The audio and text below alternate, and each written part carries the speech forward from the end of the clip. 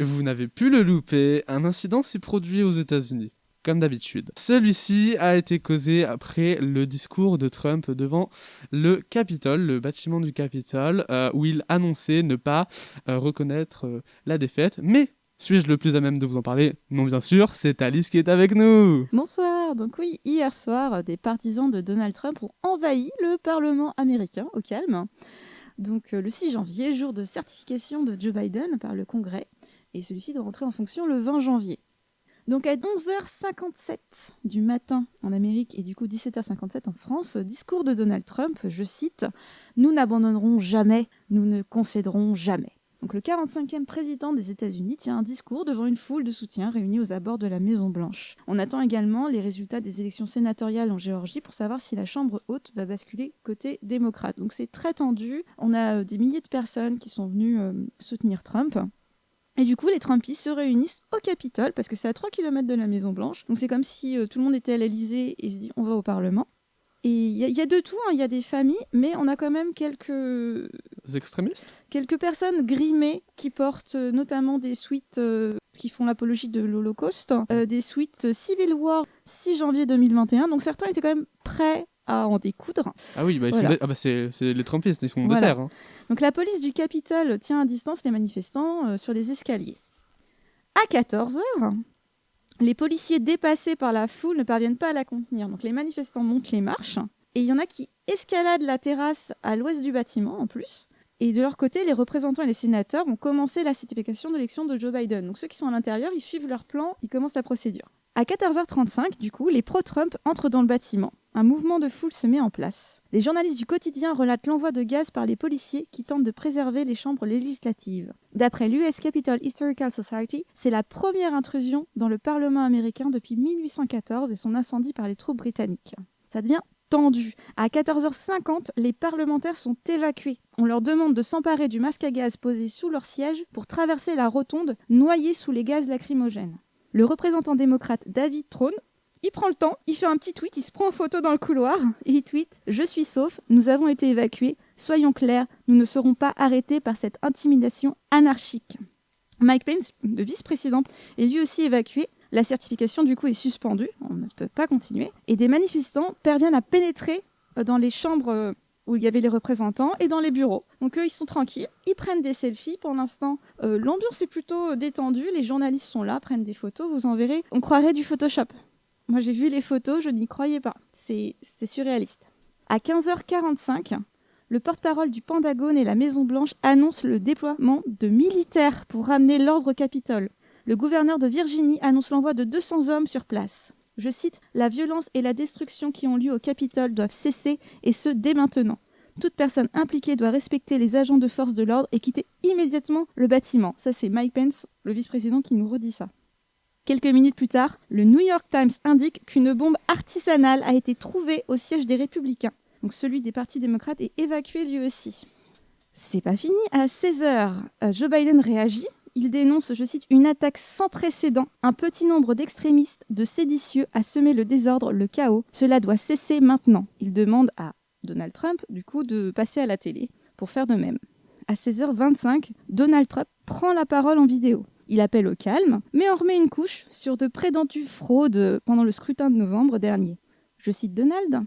« Je connais votre douleur, je connais votre blessure. L'élection nous a été volée. C'était une élection largement remportée. Et tout le monde le sait, notamment le parti adverse. Mais vous devez rentrer chez vous, nous devons être en paix, nous devons respecter la loi et l'ordre, nous devons du respect à nos membres de force de l'ordre, explique-t-il. » Donc d'abord, Twitter a limité ce tweet parce qu'il y avait une incitation à la violence et finalement ils l'ont retiré et Facebook l'a retiré. Du coup, forcément, les Trumpistes vont crier à la censure.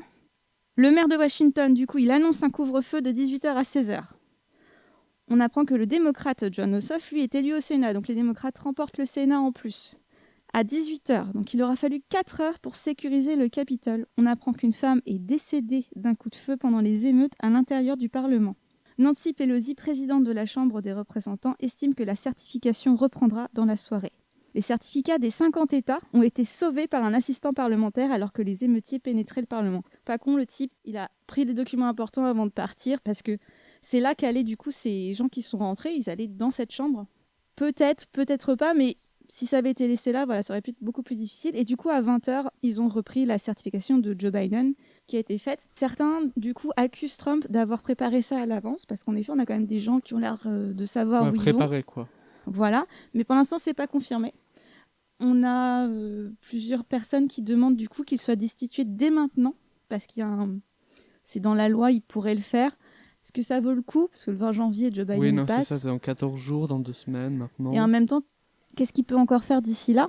Après, je pense qu'avant de l'accuser, avant de lui demander de demander la destitution, parce que c'est lui qui a demandé ça, être sûr Ah oui, de savoir, il va y avoir parce que une si ça enquête. se trouve... Mais dès qu'il c'est est un plus mouvement président, il va seul. se prendre Oui, beaucoup procès. d'enquêtes, on va dire. beaucoup de procès. Après, hein. je pense qu'il s'y attend. Je sais que j'ai entendu beaucoup de choses là-dessus.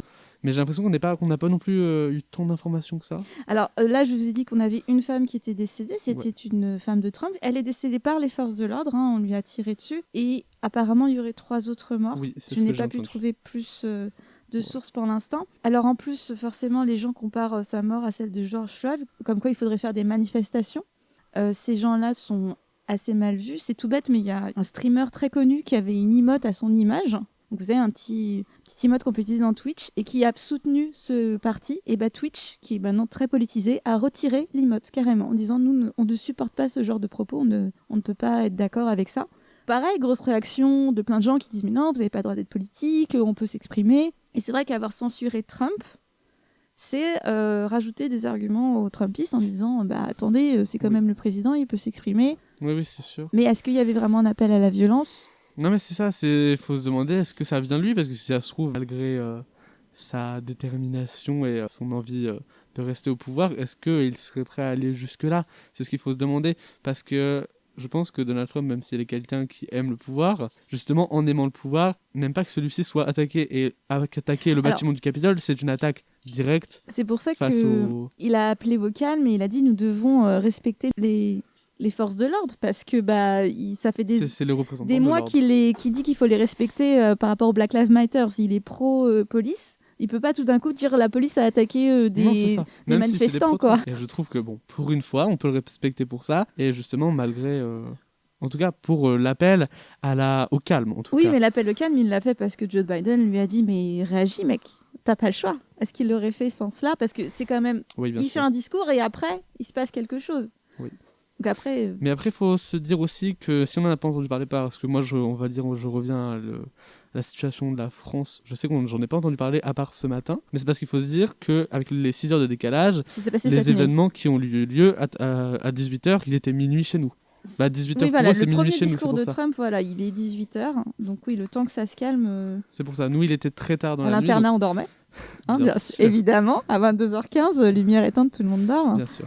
Prénom, mais donc voilà. Je pense que va y avoir des suites parce on n'a pas de recul encore. Non, c'est ça. Mais je sais que j'ai entendu et j'ai lu quelque chose là-dessus. Comme quoi, la dernière fois que c'était arrivé, c'était avec Lincoln. Et donc, je pense qu'il y a beaucoup de gens qui vont assimiler ça à un coup d'État. Oui, c'est un putsch. C'est en soi, c'est le but. Je sais pas dire un ce putsch, mot. Je pense plutôt. C'est un coup. C'est un coup monté. Mais je pense qu'on dit plutôt putsch, mais c'est pas. Voilà. Je pense que beaucoup vont avoir affaire à ça. Et un coup d'État pro-Trump, parce qu'on assimile facilement les gens à ça. Clairement, oui, au début, on a voulu dire que c'était des antifas qui avaient pénétré, sauf qu'en fait, les gens qui ont pénétré avaient des suites anti-antifa.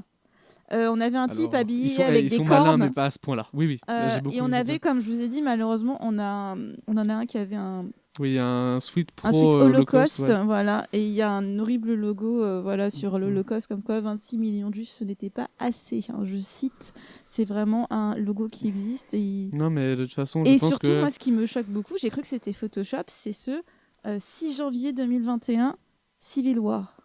Donc les gens peut-être ont formaté quelque chose depuis longtemps. Après, je sais que c'est un truc qui a été beaucoup dit après les élections, même le jour des élections, Civil War, le 20 janvier Civil War, on va en réentendre parler, et je pense que je ne suis personne, mais je pense que l'administration américaine ferait bien de faire attention à ces bâtiments le jour du 20 janvier. Ils vont renforcer parce que là, au Capitole, en fait, il y a toujours des agents et ils ont été complètement dépassés. Non, mais c'est ça, oui. L'un des bâtiments de la République, l'un des bâtiments du gouvernement est attaqué aussi facilement. Je pense que ça va pas. Ça aurait été la Maison Blanche. Le 20 janvier, ce sera la Maison Blanche. Ce sera peut-être pas la même limonade, quoi.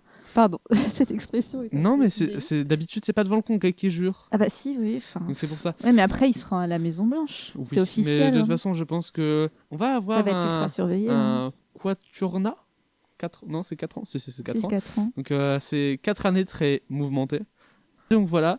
Alors c'était une petite intervention très. C'était pour vous Oui, c'est expliquer un petit peu ce qui s'est c'est très passé. ponctuel. Ça réarrivera peut-être dans l'année.